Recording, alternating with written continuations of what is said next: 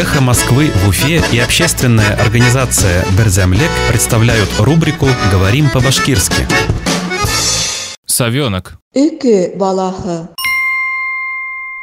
Умирающий совенок. Үлеп барган үкі балахы. Умирающий совенок. Үлеп барган үкі балахы.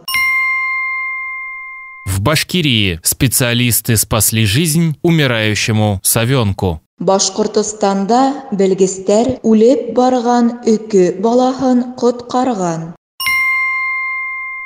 В Башкирии специалисты спасли жизнь умирающему совенку. Башкортостанда белгистер үлеп барган үкі балахын коткарган.